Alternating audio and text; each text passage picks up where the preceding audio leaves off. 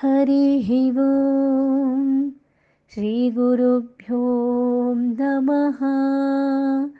हरिः ఓం. భగవద్గీత సత్సంగ సభ్యులందరికీ హృదయపూర్వక నమస్కారములు. మనం 3వ అధ్యాయంలో కర్మయోగంలో 7వ శ్లోకాన్ని విచారణ చేసుకోబోతున్నాం. యస్త్వింద్రియాణి మనసా నియమ్యారభతేర్జున కర్మేంద్రియై కర్మయోగం అసక్తః స విశిష్యతే. చూడండి, యః తు ఇంద్రియాణి మనసా నియమ్య ఆరభతే అర్జున కర్మేంద్రియైః కర్మయోగం అసక్తః సహ విశిష్యతే. చూడండి, ఆ అర్థం ఎంత మంచి అర్థాన్ని బోధ చేస్తున్నాడు. అర్జున, మనస్సుతో ఇంద్రియాలను వశపరుచుకొని అనాసక్తుడై ఇంద్రియాల ద్వారా కర్మయోగాన్ని ఆచరణ ఎప్పుడైతే చేస్తాడో అటువంటి పురుషుడే శ్రేష్ఠుడవుతాడు. అది ఈ శ్లోకానికి భావన. మరి క్రితం శ్లోకం భావన ఏంటి? పూర్తిగా విరుద్ధమైనటువంటి భావన. అందుకనే గుర్తు చేస్తున్నాను. కేవలం కర్మేంద్రియాలను నిగ్రహించాడు, మనస్సు చేతేమో ఇంద్రియ వ్యాపారాలన్నీ సాగించేటటువంటి అవివేకి ఎలా వ్యర్థజీవిగా మారుతున్నాడో 6వ శ్లోకంలో మనం చూసాం. ఇంద్రియాలనేమో నిగ్రహించాడు, మనస్సేమో ఇంద్రియ వ్యాపారాలను సాగించే అవివేకి అని అనిపించుకున్నాడు. మిథ్యాచారుడు అనే బిరుదు పొందాడు, కపటాచారి అనిపించుకున్నాడు. అతడికి భిన్నంగా ఇక్కడ మనస్సుని నిగ్రహించాడు, కర్మేంద్రియాల ద్వారా కర్మలన్నీ ఆచరించాడు. అలా ఆచరించినటువంటి వాడు కర్మయోగి. అటువంటి వాడు ఎలా ప్రగతిని సాధిస్తాడో ఈ ప్రస్తుత శ్లోకంలో మనకి అర్థం చేయిస్తున్నాడు.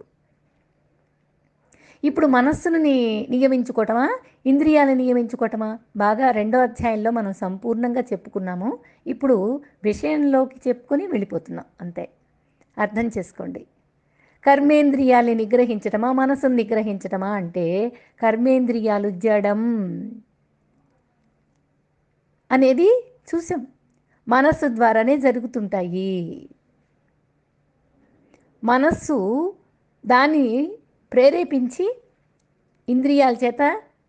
ఇంద్రియాలను మనస్సు చేత నియమించుకొని కర్మేంద్రియాల చేత కర్మయోగాన్ని ఆసక్తి లేకుండా ఆరంభిస్తాడు.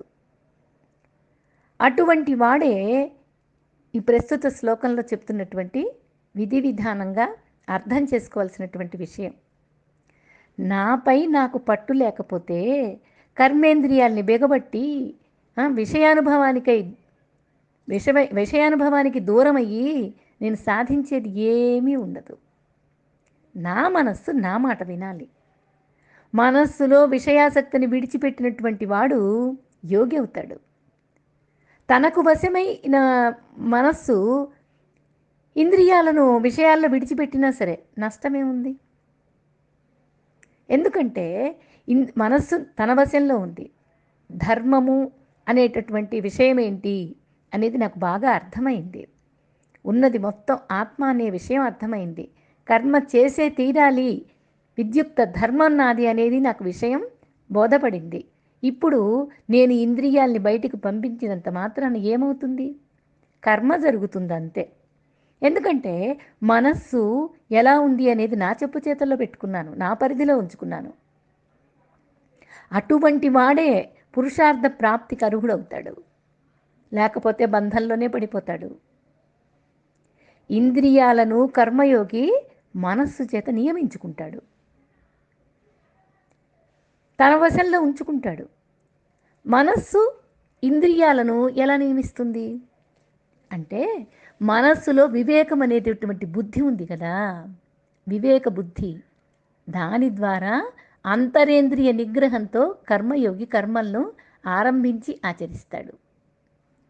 అంతరేంద్రియ నిగ్రహం, వివేకం ఉంది కదా, బుద్ధిలో జ్ఞానం ఉదయించింది కదా, ధర్మమేది అధర్మమేది తెలిసింది కదా, జ్ఞానమేది అజ్ఞానమేది తెలిసింది కదా.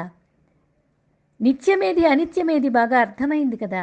అందుకని ఏం చేస్తాడు, అంతరేంద్రియ నిగ్రహంతో కర్మయోగి కర్మల్ని చక్కగా ఆరంభం చేస్తాడు, ఆచరిస్తాడు. కర్మల్ని ఆరంభించటం అంటే వాటి వెనక ఏదో ఒక కోరిక ఉంది అని భావించుకోవచ్చు. ఏం కోరిక? అదే ఫలాసక్తి, ఏదో ఒక ఫలం కావాలి అనే కోరిక. కర్మ ఫలానుభవమునందు మాత్రం ఆసక్తి, భోగానుభవ కాంక్ష అది కర్మయోగికి ఉండదు. ఫలాసక్తి ఉంది, అనుభవం మందు ఆ ఫలాసక్తి నేనే అనుభవించాలి అనే మాత్రం ఆసక్తి ఉండదు. నేనే భోగం, భోగంగా నేనే అనుభవించాలి అనేది అతనికి ఉండదు. అందుకే అతను కర్మయోగి అయ్యాడు. ఏ ఫలితం వచ్చినా అది లోక కళ్యాణమే. అటువంటి రాజులు ఎంతోమంది ఉన్నారు. ఎంతోమంది ఇంతకుముందు మనం కథల్లో అనేకం విన్నాము, చిన్నప్పుడంతా నేర్చుకున్నాము, చదువుకున్నాము, పాఠ్యాంశాల్లో కూడా బోలెడు కథలు మనం విన్నాం. అటువంటి రాజులే. ఈ కర్మయోగి ఏం చేస్తాడంటే చెయ్యవలసినటువంటి డ్యూటీ, విద్యుక్త కర్మల్ని ఆచరిస్తాడు. ఫలాసక్తి లేకుండా ఉంటాడు. ఫలం ఏదైనా అది అశాశ్వతమే అని అతడికి బాగా తెలుసు. ఏమొచ్చినా సరే అది శాశ్వతమైనటువంటిది కాదు, కాసేపు ఉండిపోయేదే. ఆ ఫల అనుభవం ఏదైతే ఫలితం వచ్చిందో దాన్ని అనుభవిస్తామే, అది మనస్సులో ఒక సంస్కారం అంటే ఏంటి, ఒక వాసనగా ముద్రపడి మళ్ళీ అనేక జన్మలకి తీసుకొచ్చి పడేస్తుంది. ఎన్ని ఎన్ని జన్మలు వస్తాయో తెలీదు మనస్సులో పడ్డ ముద్రల వల్ల. కాబట్టి ఫలాసక్తి లేకుండా ఈశ్వరారాధన భావంతో కర్మల్ని ఆచరిస్తాడు.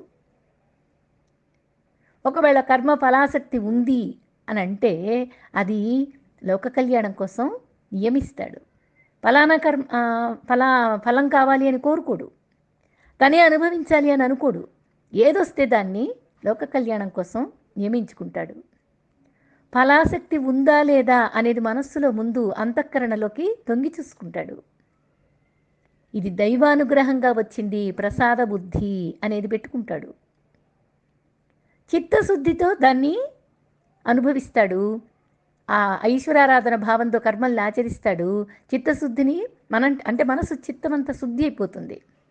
ఈశ్వరారాధన భావంతో కనుక కర్మలు ఆచరిస్తే మనస్సు శుద్ధి పడుతుంది అని మనం బాగా చెప్పుకున్నాం. అదే పరమధర్మంగా భావిస్తాడు. మనస్సుని నియమించి ఉంటాడు కనుక కాబట్టి అతనికి రాగద్వేషాల నుండి కూడా బంధ విముక్తుడైపోతాడు. అతడి కర్మలు రాగద్వేషాల కలుషితం కాలేదు కాబట్టి అతను బంధంలో నుంచి విడిపడతాడు, బంధ విముక్తుడైపోతాడు. అంటే ఏంటి, విహిత కర్మ ఏదో అదే స్వధర్మము అతనికి బాగా తెలుసు. చెయ్యవలసినటువంటి, నాకు నియమించినటువంటి కర్మ ఏమిటి అనేది బాగా తెలుసు. ధర్మరూపంలో ఉన్నది దైవమే అని బాగా అర్థమైంది. అంటే ఆ డ్యూటీ, తన డ్యూటీ ఏమిటి, తనకు నియమించినటువంటి కర్మ ఏంటి, దాన్ని దైవారాధనగా భావన చేస్తాడు. తత్ఫలితంగా అంతఃకరణ కూడా శుద్ధి పొందుతాడు. ఈ కర్మాచరణం ఏం చేస్తుందంటే, అంతఃకరణ శుద్ధి పొంది నిష్కామ కర్మ చేసినందువల్ల ఏమవుతుందంటే, ఇంతకు ముందు ఉన్న వాసనలు ఉన్నాయే, జన్మల నుంచి మనం తీసుకొని వచ్చాం కదా, ఆ వాసనలన్నీ ఒకవైపు శుద్ధి అవుతూ ఉంటాయి. నిష్కామ కర్మ చేసినందువల్ల వచ్చే ఫలితం ఏంటి అంటే, ఉన్న వాసనలు ఖర్చు అయిపోతుంటాయి. మరొక వైపు చిత్తమంతా శుద్ధి పడుతూ ఉంటుంది. ఇప్పుడేమో శాంతి లభిస్తుంది, అనేక జన్మలన్నీ జీరో జీరో జీరో అయిపోతూ ఉంటాయి. చిత్తశుద్ధి అధికమవుతూ ఉంటుంది. 2 ప్లస్లండి. అనేక జన్మల నుంచి విడిపడతాము, ఈ జన్మలో శాంతిగా ఉంటుంది, చిత్తశుద్ధి కలుగుతుంది. ఇది నిష్కామ కర్మ వల్ల కలిగేటటువంటి లాభం. దీన్ని అర్థం చేసుకుంటే చిన్నగా ఒక్కొక్కటి మనకి వదిలిపోతాయి. ఏంటంటే సహజంగా కొంతమంది ఏంటంటే, ఏమండి నాకు అలవాటైంది, నేను మార్చుకోలేకపోతున్నాను అంటారు.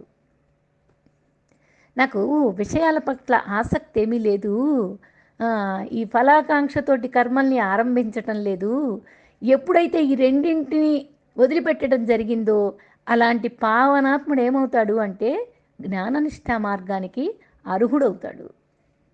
ఇంత గొప్ప మార్గంలో ఉన్నటువంటి వాడు కొంతమంది ఏం మాట్లాడతారంటే, నాకు అలవాటైపోయిందండి కొన్ని పనులు, ఈ అలవాటు నుంచి నేను మార్చుకోలేకపోతున్నాను,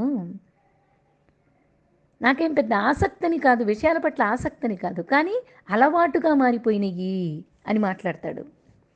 నాకు అలవాటైంది, మార్చుకోలేను అనే పదాలు మనకి అది వ్యసనంగా మారిపోతుంది మార్చుకోకపోతే. ఎలాగ వ్యసనం అవుతుంది అంటే, పూర్వం భోజరాజు అనేటటువంటి వాడు, మీకు బాగా పేరు తెలిసిన పేరే, అందరికీ తెలిసిన రాజు ఆయన. రాజుగా తెలియపోయినా పేరు తెలుసు, చిన్నప్పుడు చదువుకున్నాం అందరం కూడా. అతను రాజ్య పాలన విషయంలో ఎంతో శ్రద్ధ, ధర్మము, ఆ, లక్ష్మీ సరస్వతులు కలిసి ఉన్నటువంటి వాడా అనిపించేటటువంటి జ్ఞానము, ధన సంపద అన్నీ ఉన్నాయి. ధర్మమైనటువంటి పరిపాలన చేసేటటువంటి రాజు. అతని కొలువులో కాళిదాసు ఉన్నాడు. ఆయన ఇట్లాంటి వాళ్ళందరినీ పోషణ చేస్తాడు, కవులందరినీ కూడా. మంచి కవి. అటువంటి మహారాజు, అంత ధర్మపరుడు, ఆయనకు ఒక వ్యసనం ఉందట. ఏమిటది అంటే జూదం ఆడే వ్యసనం. ఆయన దగ్గర ఉన్న కవులలో ఈ కాళిదాసు గమనించాడు, ఇంత గొప్పవాడు కదా, ఈయనకు ఎలాగైనా సరే ఈ జూదం అనేటటువంటి వ్యసనాన్ని మాన్పించాలి.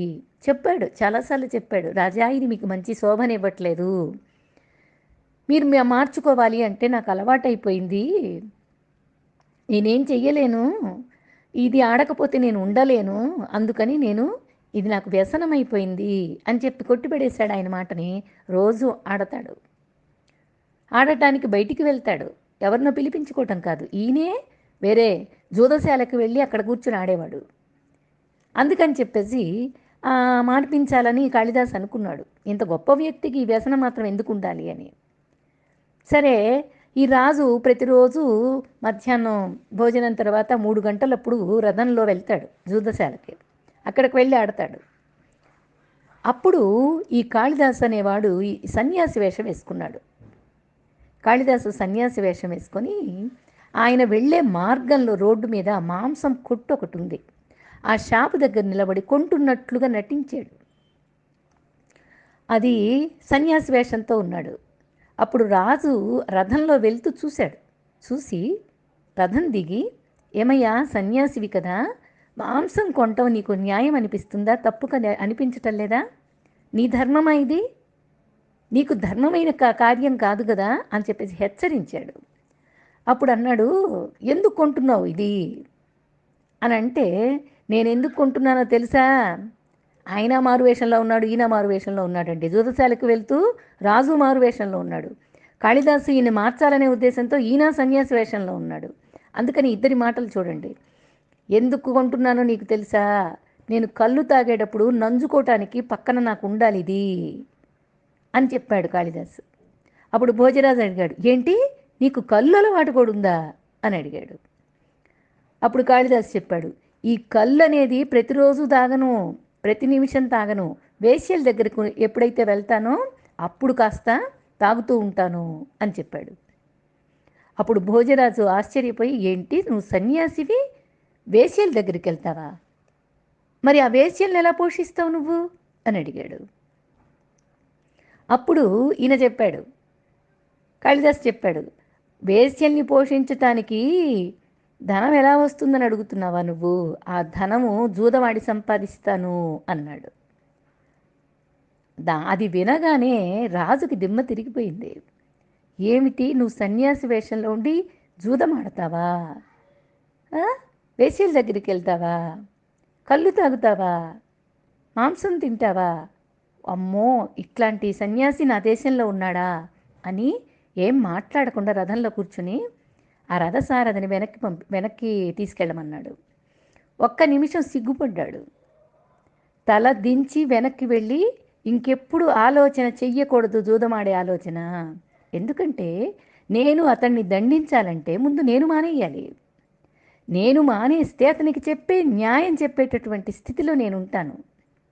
మంచిది కాదు అని తెలిసిన తర్వాత నేనే ఆడుతున్నాను అంటే అతనికి ఎలా చెప్పాలి, నేను అతన్ని దండించే అర్హతను కోల్పోయాను, నేనేం న్యాయం చేస్తాను అని సిగ్గుపడ్డాడు. తల వంచుకొని ఇంటికి తిరిగి వెళ్ళిపోయాడు. మళ్ళీ ఎప్పుడూ ఆడే ఆలోచన కానీ వ్యసనం కానీ మొత్తం మారిపోయి ఇంకా పూర్తిగా ఆ కొంచెం కూడా వదిలేసుకోగలిగాడు. అలాగ కాళిదాసు భోజరాజు మనసులో ఉన్నటువంటి చెడు అలవాటును మానిపించేశాడు, వ్యసనాన్ని వదలగొట్టేసేసాడు. అట్లాగా అన్ని విషయాల్లో నా మనస్సు పరిపక్వత కలిగింది అని అంటే అటువంటి జీవితాన్ని భగవంతుడు గురు రూపేణ, శాస్త్ర రూపేణ, బుద్ధిలో వివేకం రూపేణ ఈ నిత్యానిత్య వస్తు వివేకం అనేటటువంటి సాధన చతుష్టయం మనస్సు లోపల కలిగించి మనస్సు శుద్ధి చేస్తాడు. అది నిష్కామ కర్మ ద్వారానే సాధ్యమవుతుంది. అది మనస్సుని నా ఆధీనంలో ఉంచుకున్నవాడికే సాధ్యమవుతుంది. అటువంటి విషయాన్ని భగవంతుడు ఈ శ్లోకంలో చక్కగా బోధ చేశాడు. అనుభవించినటువంటి భోగాలేమో రోగాలకి ద్వారాలుగా అవుతున్నాయి. అనుభవంలో అవయవాలు తిరిగిపోతున్నాయి. సుఖానుభవం ఎంతో అర్థం కాదు, కానీ దుఃఖానుభవమే అంత. సుఖమేమో అల్పం, క్లేశమేమో అనల్పం. ఎంత కష్టమో. సుఖం ఎంతసేపు ఉంటుందండి? అంత దుఃఖానుభవమే కనపడుతుంది కదా. ఇదే విషయానుభవం. అందుకే కర్మయోగి ఆసక్తుడుగా ఉండాలి.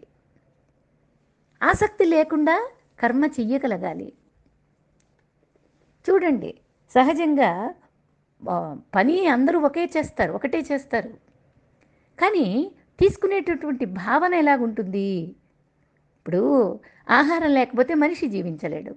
అలాగని హానికరమైనటువంటి ఆహారాన్ని తీసుకుంటే అనారోగ్యానికి గురైపోతాడు. అదే సాత్విక ఆహారాన్ని తీసుకుంటే ఆరోగ్యంగా ఉండగలుగుతాడు. అవును కదా, అందరికీ తెలిసిన విషయమే కదా. అలాగే కర్మ ఒకటే చేసిన భావాలు వేరుగా ఉంటే ఏ భావాలు ఎవరికి ఉన్నాయో అవే వాటిల్లోనే నడుస్తాడు. జీవనయాత్ర అటే సాగుతుంది. ముగ్గురు మేలుకొని ఉంటారంటండి. ఎవరెవరు మేలుకొని ఉంటారు అని అంటే, యోగి మేలుకుంటాడు రాత్రిపూట, భోగి మేలుకుంటాడు, రోగి మేలుకుంటాడు. ఈ ముగ్గురు మేలుకొని ఉన్నారు. యోగి ఏమో ఆత్మతత్వంలో రమిస్తూ మేలుకొని ఉంటాడు. గాఢ సుషుప్తిలో ఉన్నటువంటి వాడి సంగతి కాదండి. ఆత్మానుభవంతో చక్కగా ఆనంద డోలికల్లో తేలిపోతూ ఉంటుంది మనస్సు. అటువంటి వాడు ఆత్మతత్వంతో ఉన్నటువంటి వాడు. వాడికి నిద్ర చెప్తారు, గురువులు చెప్తారు, వినే ఉంటారు కదా మీరు కూడా. 2 గంటలో గంటన్నర నిద్రపోతానమ్మా, మిగతా టైం మొత్తం కూడా ఆత్మతత్వంలోనే రమిస్తూ ఉంటుంది మనస్సు అని చెప్తూ ఉంటారు. వాళ్ళ అనుభవం అది. ఇంకా భోగి ఎట్లా ఉంటాడు? ప్రపంచ విషయాల్లో మేలుకొని ఉంటాడు. సుఖాలు, ఇంద్రియ సుఖాల కోసం, ప్రపంచ విషయాల కోసం వాడు మేలుకొని ఉంటాడు. ఇక రోగి అనారోగ్య బాధలతోటి అలమటిస్తూ మేలుకొని ఉంటాడు. కర్మ ఒకటే, మేలుకొని ఉండడం అనేది ఒకటే కర్మ. కానీ ఎవరు ఎలా అనుభవిస్తున్నారో చూడండి. ఒకడేమో ఆనందంతో తేలిపోతున్నాడు, ఒకడేమో సుఖాల కోసం వెంపర్లాడుతున్నాడు, ఒకడేమో రోగ బాధతోటి మేలుకొని ఉన్నాడు. కాబట్టి చేసే కర్మ ఒకటే, కానీ నా మనస్సులో భావన ఎలా ఉంది? నేను ఈ కర్మ ఎలా చేస్తున్నాను? ఈ ఫలితం ఎవరి కోసం? అసలు ఫలితం కావాలా? ఫలితం వచ్చినందువల్ల అనర్థం ఏంటి? ఆ ఫలితం ఎంతసేపు ఉంటుంది? ఎప్పుడు ఉండేటటువంటి ఫలితం కానప్పుడు దాన్ని కోరుకొని నేను పొందేటటువంటి సంతోషం కానీ సుఖం కానీ నాకేముంటుంది అని విచారణ చేసుకుంటాడు. విచారణ చేసుకొని ఆ కర్మ ఫలాసక్తికి జీరో పెట్టేస్తాడు. ఆసక్తి అనేది లేకుండా అసక్తుడై కర్మయోగిగా మారిపోతాడు. కర్మలు ఫలితం కోసం కాదు, నిష్కామంతో చెయ్యాలి అనేటటువంటి భావనతో మనస్సు లయించిపోతుంది. నిజంగా మాట్లాడితే నిష్కామ కర్మ అనేది ఒక స్థితి, అంతేగాని అదొక ప్రాసెస్ కాదు. ఎలా చెయ్యాలండి అంటే కుదరతుంది. అదొక స్థితి. ఆ స్థితిలో ఉంటేనే అలా చేయగలుగుతాడు. కర్మ చెయ్యకపోతే మనిషి జీవించలేడు. అలాగని కోరికలతో కర్మలు చేస్తూ పోతే బంధంలో ఇరుక్కుపోతాడు. నిష్కామ కర్మయోగంతో ఆచరిస్తే బంధం నుంచి విముక్తుడవుతాడు. ఇంకా పైగా ఇప్పుడు శాంతిగా ఉంటాడు. ఇంకా అనేక జన్మలు శుద్ధి పడతాయి. జన్మించాల్సిన అవసరం లేకుండా ఖర్చు అయిపోతాయి జన్మలు. సంచితం ఉందిగా, మనం తీసుకొని వచ్చాం కదా వాటిల్లోవి. అంతేకాదండి, చిత్తశుద్ధిని పొంది జ్ఞాననిష్టకు అర్హుడవుతాడో ఎవడైతే, వాడికి ఆ విషయానందు విరక్తి, పరమేశ్వరుని యందు అనురక్తి ఎవరైతే కలిగి ఉంటాడో అతడే యోగయుక్తుడవుతాడు, అతడే విశిష్టుడవుతాడు అని పరమాత్మ ఈ శ్లోకంలో అద్భుతంగా నిష్కామకర్మ గురించి చెప్పాడు. మళ్ళీ తర్వాత మనం 8వ శ్లోకంలో రేపు నాకు ఏదో ఒకటి నిశ్చయించి చెప్పు అని 2వ శ్లోకంలో అడిగాడు కదా ఈ అధ్యాయంలో, దాన్ని నిర్ణయించి విశదీకరించి గీతాచార్యుడు రేపు శ్లోకంలో చెప్తాడు. దానికోసం ఎదురు చూద్దామా? హరి ఓం. శ్రీ గురుభ్యో నమః. హరి ఓం.